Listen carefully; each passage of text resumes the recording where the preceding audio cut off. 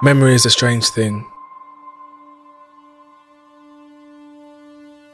It doesn't work like I thought it would. You're so bound by its time and by its order.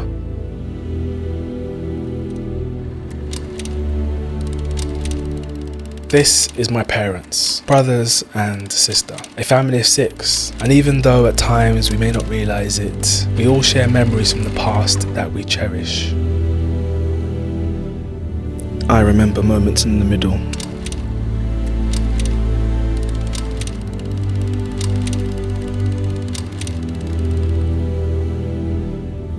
But now, I'm not too sure if I believe in beginnings and endings.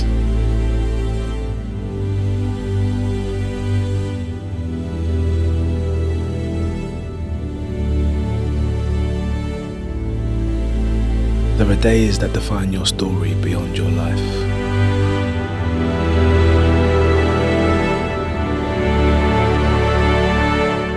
Nostalgia is far more powerful than memory alone. A state of mind that makes life in the here and now. A temporary moment of longing for what we once had. It takes us to a place where we ache to go again. A time machine to maybe where we know where we were loved. Or a peaceful period of happiness or time spent with loved ones. And for some people, they experience this feeling of nostalgia once or a couple times a week. And I've been living away from home for a long time now. But when I do go home, it's mixed with emotions. It was my mum's 60th birthday the other day.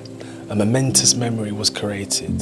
It was also a cool reminder that time goes on and the past expands faster than I would like. And from time to time, the habit of the mind shows me flickers of my childhood, fireworks being one of them. And I would remember being on my dad's shoulders and with every bang and flash of light, I would see a sea of people as far as I could see, and he probably doesn't even know that I remember that, but I do. And when I think about it, I smile. And sometimes when you think back to these nostalgic moments, it can be overwhelming. You know, for me, sometimes being at home, the echoes of what was a noisy home is now quiet and the atmosphere is calm. And I have strong memories of summer in my garden that sometimes trigger unexpectedly smells and sounds.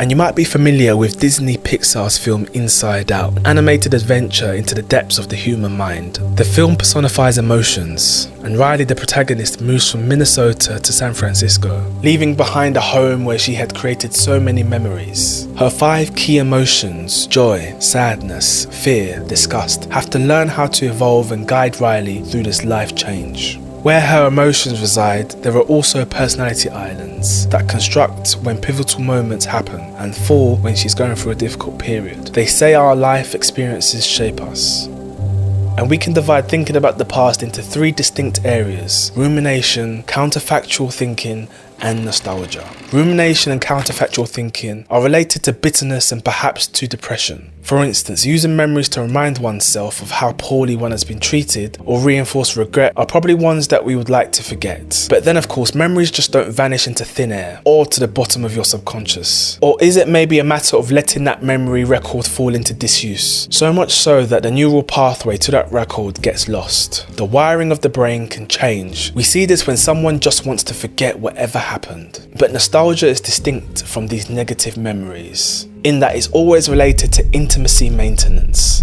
It serves to remind you what intimacy you have achieved and therefore are capable of. And like Riley, we all have a centre of core memories. They are the pivotal and important moments in our lives. As we age, those memories may be attached to a mix of emotions, or we may look back through rose-tinted nostalgic lenses. They remind you of the times where you felt triumphant, when you took a leap of faith, or even a negative experience fueled your desire to fight for others. Those memories inform you about the things you truly love through nostalgia. You'll remember that life hasn't been perfect, but there have been moments of laughter, joy, and freedom. And this nostalgia counteracts sadness. So many of us have to externally deal with validating ourselves and always appearing happy. We know we don't always want to appear like the Debbie Downer, which leads to some of us not confronting our sadness. We are bombarded by messages of being strong, and as grown-ups we tell crying kids to stop crying even when they feel they have good reason. That early messaging informs us that we cannot openly say what's on our minds.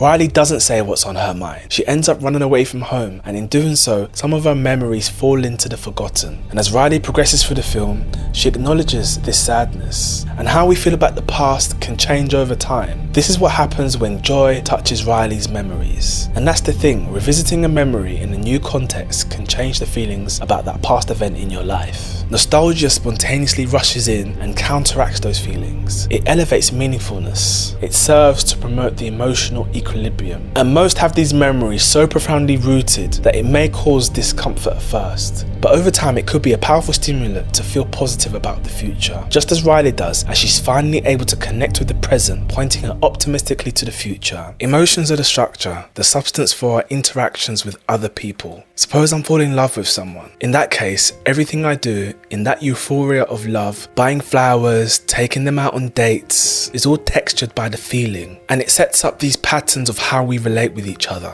Our minds are relational. You need this sadness, you need anger, you need fear. And when people speak wistfully of the past, they typically become more optimistic and inspired by the future. Especially during challenging times, nostalgia can provide a grounding effect. It offers a foundation from which we can assess the present as a temporary state, and in doing so, perhaps it rebuilds resilience.